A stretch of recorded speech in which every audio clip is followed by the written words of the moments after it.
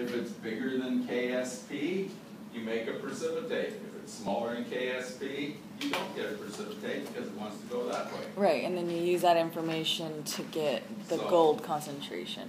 So now we're doing this problem backwards, right? Okay. We had the original concentration given for the ion, we had the KSP given, and we want to find out how much bromide we need to make a precipitate. Okay. And we're still always solving these equations here. I guess I took one, in other words, right here, I took a shortcut. The equation we're solving is KSP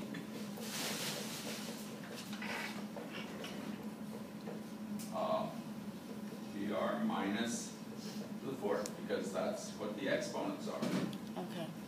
Because the exponents are that, because that's what coefficients are, is the way to say. And since people tend to forget some of these things, the safest thing is to write down the dissociation reaction, which I did, and I said it's the safest thing, and then you write the KSP in terms of the ions.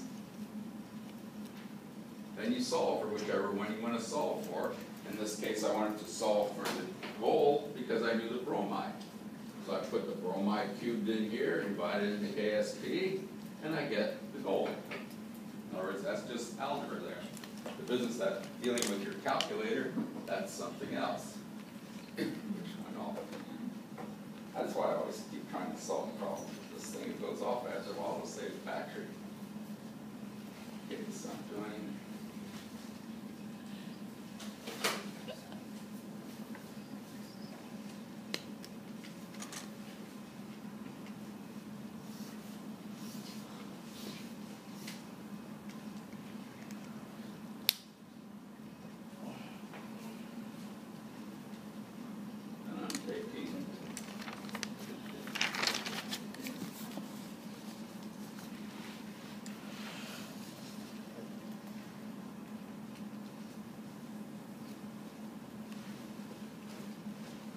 And I get 6.52 times 10 to the minus 7.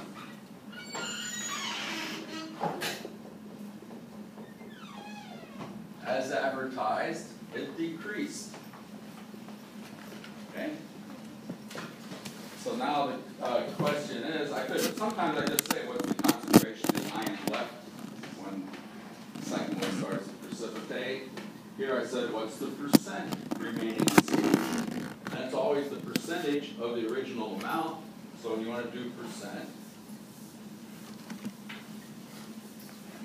you take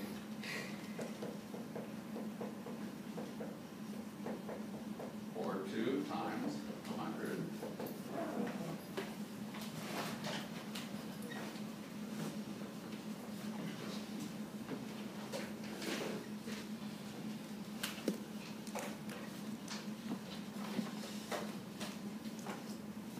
Get 155 times 10 to the minus 4%.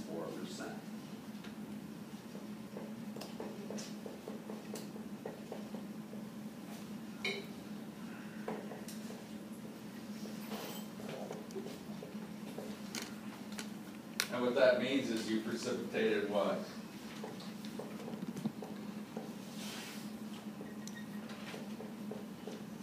So you precipitated 99.9984. The reason I don't ask how much did you precipitate or what percentage of the original amount precipitates or something, because then I have to start counting nines. And some of these work out where you get 10 to the minus 5, 10 to the minus 6% remaining in solution. Okay. So this next problem is the same thing.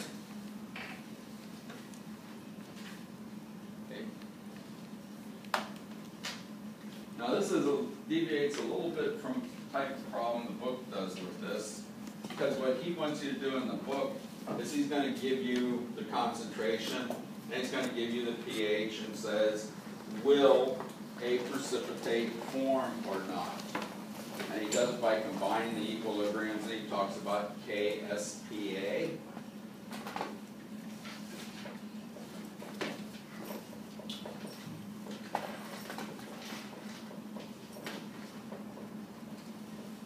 which is that number. And you write the equilibrium for the precipitate dissolving. And then you plug the numbers in for that thing, and you either get a Q bigger than K or a Q less than K, and it tells you whether the precipitate dissolves or forms.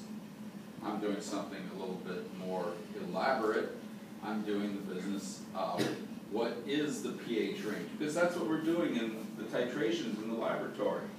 We're selecting different pH ranges by adjusting whether we put in ammonium acetate and HCl, proportions there determine the pH, or we put in ammonium chloride and ammonia, and we have a different pH in the system. So basically, we can adjust the pH of the system by making different buffering solutions. And so, my question here essentially is, what is the pH range that you can precipitate one of these without precipitating the other? And I gave you some data. I told you the Ka's for the acid. I told you KSP for the different precipitates. And I told you the concentration of H2S.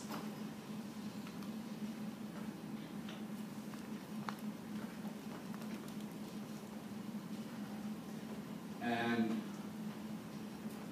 one of the things I gave you yesterday for the polyprotic acids, I'll work this one. I have a different one I like to start off with that's more directly related to the laboratory.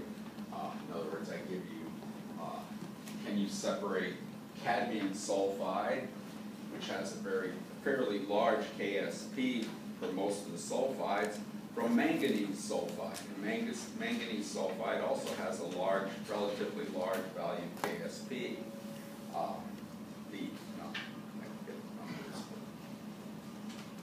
That's something I brought along. In other words, when I say large, for cadmium sulfide, it's about 10 to the minus 28. When we're talking about something like copper and bismuth, it's 10 to the minus 56, 10 to the minus 99, something like that. So a manganese is about 10 to the minus 14, sort of more along the range of these numbers. The KSPs are closer together. Now you know the answer to that from the laboratory. Can you separate them? Yeah, because cadmium's in group 2, manganese is in group 3. We always separate cadmium and manganese in the laboratory. Okay? So we can do that. Now, the one thing I've always mentioned about the book's KSPA, it only works mostly for acidic solutions. Okay? So you have to have acidic solutions, but the general thing that I like to use, this relationship,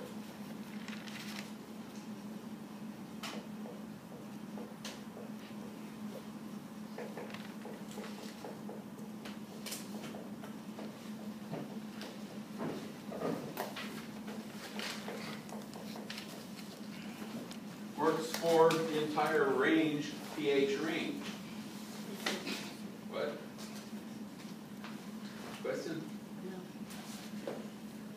In other words, this is the thing I got yesterday when I combined Ka1 and Ka2. 2 steps of the... Notice I always say you remember this. I did it yesterday. No, it's not the weekend yet. I didn't get a chance to study. I don't know what you said. Okay, yeah, that's the relationship I came up with yesterday by combining Ka1 and Ka2. And what did I specifically say about this, though?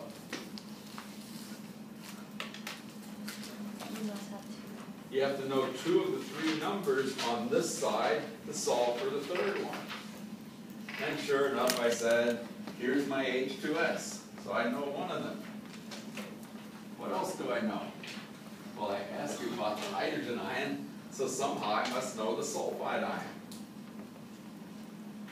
How do I know the sulfide ion? Well, I gave you the concentrations of each of the 2 ions, and I gave you the KSPs. So what's the only thing you need to know? From the KSP, you can calculate the sulfide ion to make the precipitate. In other words, that's the same problem I just got done doing here. I calculated the bromide to make the precipitate. Here I'm going to use Cl2S. I want to calculate the sulfide ion concentration to make a precipitate. So again, let me write some of these numbers and turn this off so it's not so confusing.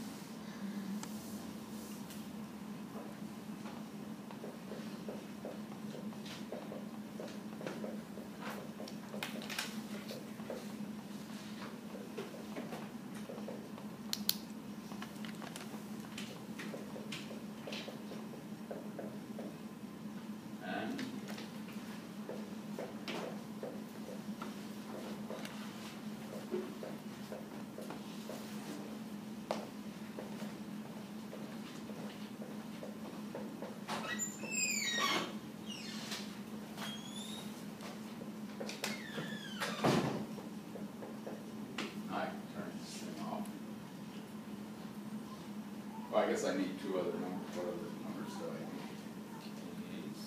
need? The thallium is 0.02 molar, and cerium molar.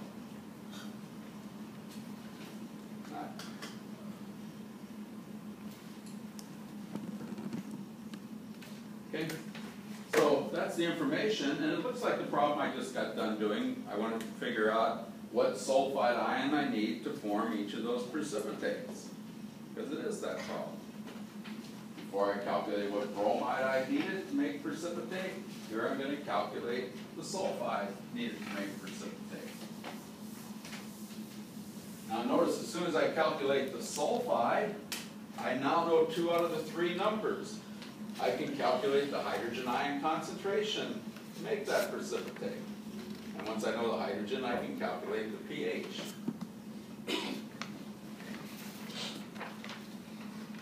I think it's more convincing when I do the cadmium manganese problem. But the cadmium and manganese are too simple because they're both 1-to-1s. In other words, you get 1 manganese and 1 sulfide. Yes? Do we even have H2S? Pardon me? Oh. We'll have the H2S? Yeah, it says H2S 0.1. Let me put the problem back up here. This is the nominal concentration. It changes with temperature. One of the books we used to use just said to solve this, you're going to need this.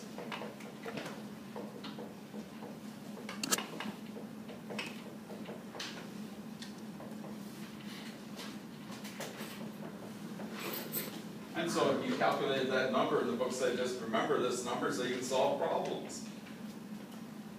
And I said, don't memorize that because I picked problems from different books and I'll have different Ks. Notice this K looks a lot different than what your book uses. This is about 10 to the minus 13th. Your book says 10 to the minus 19th. So I pick problems from different books and sometimes I make up my own numbers. Okay? I usually try to find numbers somewhere that I can always estimate what they should be. But coming back to this thing, means you know Ka1, Ka2, that's given. And I usually change these numbers. That's why I said don't bother memorizing. Why would I change them? So I can ask the same question and have 2 different versions of the quiz just by changing the KSP numbers or whatever. So I made small changes in there so everybody has to do about the same calculation. You just get different numbers for your answer. Okay. So, don't worry about the KSPA. Your book's doing a slightly different problem. He's not asking you to calculate the pH range or anything. He gives you the pH and says, will it precipitate form? And it's essentially the same thing. You're doing this problem. He gave you the pH. He gives you the H2S. You solve for the sulfide. And then you do Q with the sulfide and the concentration of the ion. And you either get Q is bigger or less than the KSP. Yes? Are we ever going to have to solve for Ka1 or Ka2? Or are those usually given? I would give you those. Okay.